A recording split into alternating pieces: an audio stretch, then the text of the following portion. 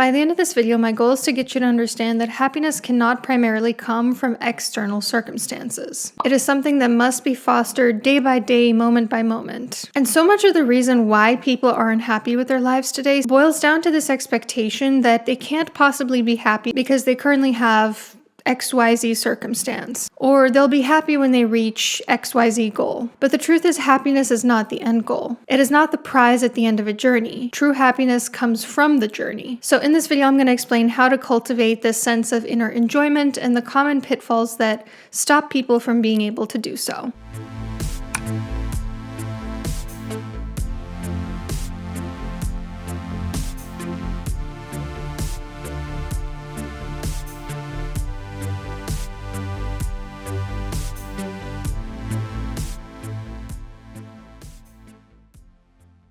So generally speaking, there are two methods to improving the quality of your life. The first one is to try to make your external conditions match your goals. For example, getting a higher paying job because you want to be able to afford certain things like getting a bigger house, for instance. The second method is to change the way that you experience external conditions. For example, finding a way to find a sense of inner peace, even in a life without those comforts that you seek. For example, finding a way to spruce up the home that you already have and to be happy with it. And we need both of these in life. But the problem is people tend to only focus on number one, and number two is so much more within their control. So the book Flow by Mihaly Csikszentmihalyi, I hope I pronounced that correctly, talks about flow or optimal experience, which is essentially a deep sense of enjoyment. It occurs when there's what he calls order in consciousness, when psychic energy, also called attention, is invested towards a challenging goal and you temporarily forget all else. For example, when I'm writing, when I'm editing, I'm pretty much always in a state of flow. I'm very engrossed. I'm not thinking about anything else. I lose a sense of self. We also tend to experience flow anytime we are doing something just for the sake of doing it, for no other ulterior purpose. For example, play is a form of flow. Children are very often in a state of flow because they're not thinking about the benefits of doing certain things when they're playing. They're just thinking, this is fun, this feels nice. There are certain people who really master this ability to do something just for the sake of doing it. Those people are said to have an autotelic personality. Autotelic is when you do something because the doing of it is the reward in and of itself, rather than extrinsic rewards you might get from it. Games also tend to put us in a state of flow. And the author of this book breaks down how there are different types of games. For example, there's Agon, which is where competition is a main feature, like when you're playing sports, for instance, like soccer maybe. There's Alia, which has a component of chance, like when you're playing Monopoly or Sequence, for instance. There's Elinx, which involves this scrambling of ordinary perception or consciousness, like when you go on a roller coaster. And there's Mimicry, which allows you to create alternate realities, like when you're writing a story or participating in theater. So then the question becomes, how do we get our everyday activities to feel more like play, to feel more like a game? Flow is also what happens when we are in a state of complexity. Complexity is when you're integrating two opposites. For instance, differentiating into what you enjoy doing on your own while also integrating with other people, finding a way to give back that skill to the broader community. And a big aspect of complexity is that goals must be both challenging and doable. You can find flow in that sweet spot between boredom and anxiety, where you're moderately challenged, but you still have the skills needed to achieve your goal. Now, this deep state of enjoyment that I'm talking about, this deep state of flow, is not the same as just pleasure. Pleasure is just the feeling you get when you get something that you are either biologically or socially programmed to desire, like when you eat because you're hungry or when you get praise from your group. Enjoyment, on the other hand, has a few very specific components. So as part of his research, the psychologist found that the components of enjoyment include you have a task ahead of you that is challenging but doable, you can concentrate on it, it has clear goals, it provides immediate feedback, you temporarily forget your everyday worries and frustrations because you're so engrossed in the activity. You have a sense of control over your life while you're doing it. The awareness of yourself disappears. You're kind of able to transcend the self, to merge with the activity. And your perception of time is altered. For example, When I'm in flow, I tend to be surprised how fast time is passing by. Other people have the opposite experience. For instance, if they're doing a pirouette on ice skates and they're really engrossed in it, it might feel like time is passing really slowly. And these are exactly the components I talk about in the Goal Getter course: setting an appropriately challenging goal, getting in touch with intrinsic rather than extrinsic motivations, getting very specific about what steps you need to take, eliciting feedback, developing an internal locus of control. And that's because that course contains everything I know about the science of achieving your goals. But beyond that, it's also a course about enjoying the process of meeting your goals. Because like I talk about in the course, what differentiates winners from losers is not whether they actually achieved their goal, it's whether they learned from the process. Mihaly talks in his book about how there are a lot of ways to develop flow. One method is through your body or through movement, so you can do that even just taking a walk. Doing yoga is really good about getting you in a state of flow. Going to the gym, having sex. Or you can do it with the mind alone, by reading, writing, daydreaming, thinking very deeply about new ideas, researching things, mindfully noticing what's around you, solving mental puzzles or doing sort of mental games. You'll notice when you're really, really bored on a long road trip, for instance, you might feel this impulse to play a game like I Spy with My Little Eye. That's essentially your mind trying to find a flow activity to keep the boredom at bay. But unfortunately, there are some pretty big pitfalls that prevent people from being able to live in flow most of their day. Before we go on, I want to mention something. As many of you know, I recently decided to switch careers, to quit my therapy practice and focus instead on writing novels. It nipped my anxiety in the bud because I was finally doing the thing that best fit with my strengths and weaknesses as a person. And I've really appreciated reading your comments about your own personal journeys in finding flow. Many of you have switched careers and many are still in the process of finding that special something that lights you up inside. That's why I'm really excited to share something that could help you take that first step. TripleTen, the sponsor of today's video. TripleTen is an online tech education platform that offers beginner-friendly boot camps. It has one of the highest graduation and employment rates in the industry, and it's the only boot camp in the US that allows unlimited externship opportunities even after graduating. 82% of their graduates get hired in under 6 months, and if it takes you longer than 10 months to find a job, TripleTen has a 100% money-back guarantee. Get a job or get 100% of your money back. And signing up for one of TripleTen's boot camps is a lot more affordable than taking out huge college loans. They have very flexible payment rates starting as low as $200 a month, and you don't need to have any prior experience with tech in order to sign up to their boot camps. Also, their flexible schedule allows you to combine your education with an office job or parenting. So if you're feeling stuck in your career and you're looking for something to activate more enjoyment in your life, I highly recommend looking into TripleTen. Learn a new job starting from just $200 a month. Click the link in my description or scan the QR code here for a free career consultation. Thank you so much to TripleTen for sponsoring this portion of the video, and now let's get into those common pitfalls that prevent people from finding a sense of flow in their lives. Common pitfall number 1 is believing that life is supposed to be easy. Remember that flow is not found in a state where things are easy,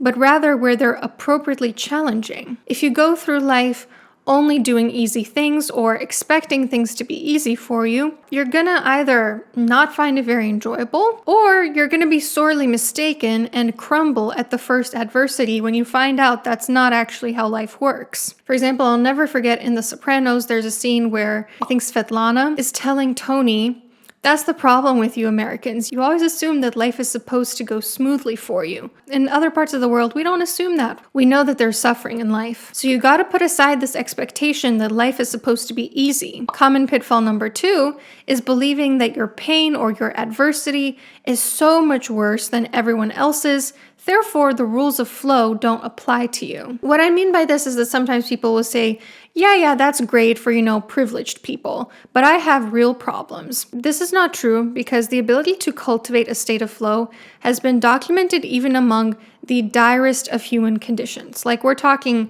in Viktor Frankl's book, The Man's Search for Meaning, where he talks about how even in the concentration camps during the Holocaust, he and other people were able to get into a state of flow just by seeing a really beautiful sunset, for instance. This belief is also not true because trauma has the ability to alchemize your pain into even greater meaning making. For example, let's say that you become a paraplegic because of an accident. That's one of the groups that he actually interviewed as part of his research in this book. Obviously, that is a very big setback, a very big piece of adversity. But there were participants he spoke to said that it completely gave them a new life trajectory. It gave them a goal to work towards, that their life started to revolve around. He says we can't blame our problems on a harsh environment, on widespread poverty, or on the oppression of a foreign occupying army. The roots of discontent are internal, and each person must untangle them personally with his or her own power. You must develop the ability to find enjoyment and purpose regardless of external circumstance.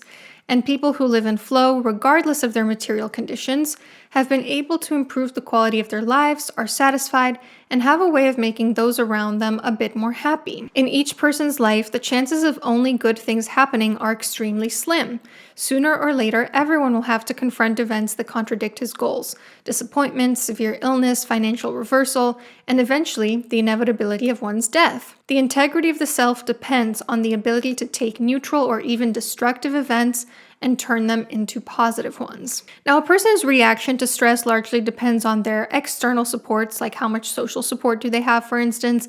That is a huge protective factor in whether that person will be able to deal with adversity in resilient and even anti-fragile ways. Their psychological resources, things like intelligence, personality, education level, and their coping strategies available. Some of the characteristics of resilient people include an internal locus of control, this implicit belief that their destiny is in their hands, that they have enough resources to deal with whatever comes their way. Also, the ability to transform stress into a flow experience, into even an enjoyable challenge, and the discovery of new solutions. For instance, he gives the example of how there were a group of people who were jumping from a plane, and one of them needed to use a different kind of parachute than usual. This kind of parachute, he had to pull a lever on the right rather than the left. And because he just couldn't get it in his head, even though he was told beforehand, watch out, you have to pull the lever on the right, one of the people ended up perishing because in the moment he couldn't think of any other possible solutions than to do what he had always done, which was to reach left for the lever. Resilient people realize when something is not working, when they're in between a rock and a hard place, and they pivot. They choose a new career. They modify a goal that was too ambitious. They figure out when something is not working and they try to find an alternate solution. But if you want to be happy, if you want this deep sense of enjoyment and to live in a state of flow, you have to get over this notion that you have it so much harder than everyone else. Because your ability to make meaning in your life is not determined by how hard your life circumstances are. It's completely within your control. Common pitfall number 3 is believing that you'll finally be happy once you get whatever extrinsic reward you're hoping for: a house, a partner, a better job, your dream body. Mihaly says the problem arises when people are so fixated on what they want to achieve that they cease to derive pleasure from the present. What counts is not so much whether a person actually achieves what she has set out to do. Rather, it matters whether effort has been expended to reach that goal. Remember that getting happiness by chasing something external puts your happiness in the hands of fate. Why not instead put your happiness back into your own hands? Specifically, how can you make your day-to-day life as enjoyable as possible with the tools you do have at your disposal? Because even if you do reach that goal, you might find that it's not enough. For example, I've spoken on this channel about how one of my big goals this year was to be able to save up enough to put a down deposit on a house. And I realized in the past month that was too ambitious of a goal. And I had it in my head that, once I have my forever home, that will be perfect. I could just relax, I could not grind so hard, everything will be cool. But when I really stopped to think about it, that's not the case. Like, if I'm being honest, I know that even if I had my forever home, I would be thinking, well, now I need to save up because I'm self-employed. I need to have at least a year's worth of salary. Or now I need to save up more for my child. Or now I need to save up more for this and that and that. You might achieve your goal, but tomorrow a new goal will take its place. And you'll end up just never quite enjoying the present moment because you're always working towards something for the future. So stop focusing so much on, I'll finally be happy when I get this extrinsic thing that I want, and start focusing more on how can I make every single day feel like play. Common pitfall number 4 is believing that the goal in life is to spend as much time as possible in a state of pure relaxation rather than tension. Mihaly mentions how most people spend their free time doing passive things like watching TV. And I know for me, when I was not working for myself, I would come home, I would be so exhausted that all I could do was really rot in front of the TV on the couch. And it made me extremely anxious, and it was not energizing and relaxing at all. Because what I really needed to be doing is spending my free time doing flow activities, things like reading. So the paradox that Mihaly recognized in his studies is that most often people reported experiencing a state of flow more at work rather than during their free time. Yet almost all of them said they wish they had more free time. But there are certain people out there who can hardly distinguish between work and free time, who you could argue they're working for 16 hours a day, or you could just as easily argue that they don't work at all. For example, he talks about a woman named Serafina in Italy, who is a 76-year-old woman, still gets up at 5 in the morning to milk her cows. Afterwards, she cooks a huge breakfast, cleans the house, and depending on the weather and time of year, either takes the herd to the meadows just below the glaciers, tends the orchard, or cards some wool. In summer, she spends weeks on the high pastures cutting hay and then carries huge bales of it on her head the several miles down to the barn. She could reach the barn in half the time if she took a direct route, but she prefers following invisible winding trails to save the slopes from erosion. In the evenings, she may read or tell stories to her great-grandchildren or play the accordion for one of the parties of friends and relatives that assemble at her house a few times a week. When talking about people like this, Mihaly says none of them drew a sharp distinction between work and free time. All mentioned work as the major source of optimal experience, and none would want to work less if given the chance. When asked what they would want to do if they had all the money and free time in the world, these people's answer was that they would be doing what they're currently doing. And honestly, I kind of feel the same these days. Like after I'm done with work, after I've had dinner, I usually read for a few hours. And I've always wondered, would I count that as work? Because I read in part to better myself as a fiction author, to come up with ideas for topics for YouTube. So technically, you could say it's work. Technically, you could say I work 10 hours a day. Or technically, you could say I don't work at all, because also when I am doing things that are strictly for my business, it feels like play. It feels like flow and fun for me. These are things I would choose to do even if I had nothing else on my schedule. So you should be able to take control of any situation, no matter how boring, and turn it into an enjoyable one. And your goal shouldn't be to have as much free time as possible. Your goal should be that even the work you do is something that feels like free time. But how can you foster this in your everyday life? When it comes to work, it's important to make your job resemble a game as much as possible to, again, promote that state of flow. So you can do this by adding some more variety in the tasks that you do at work, giving yourself some flexible challenges, giving yourself some clear goals, and making sure that you're receiving immediate feedback. Now, obviously, some jobs, like, say, surgeon, make this a lot easier than others. But Mihaly says, in theory, any job could be made more enjoyable.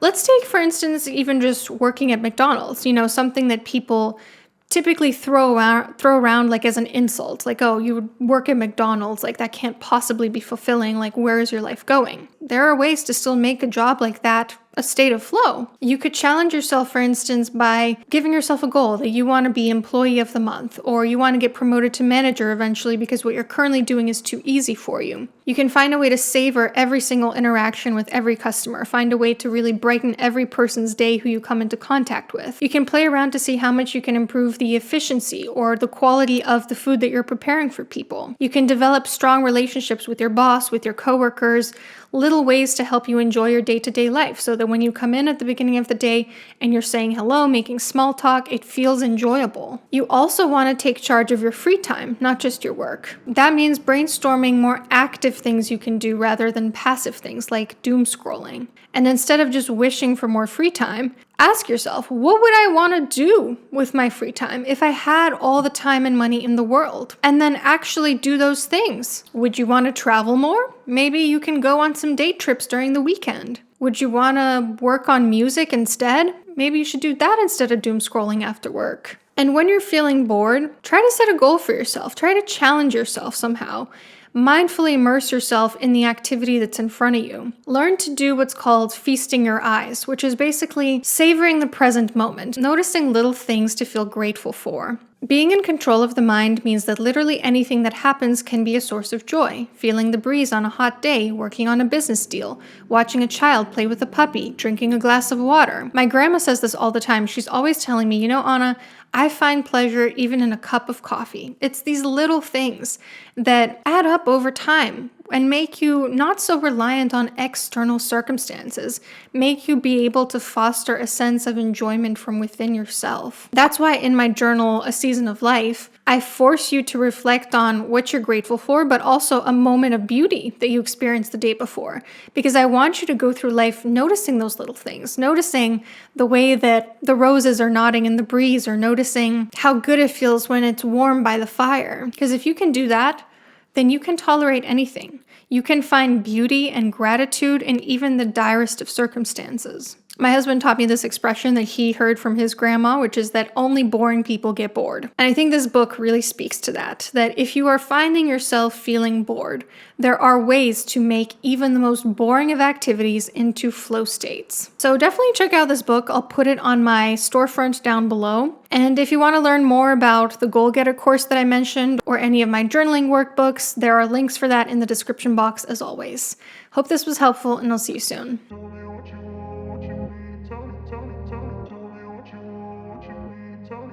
Tell me,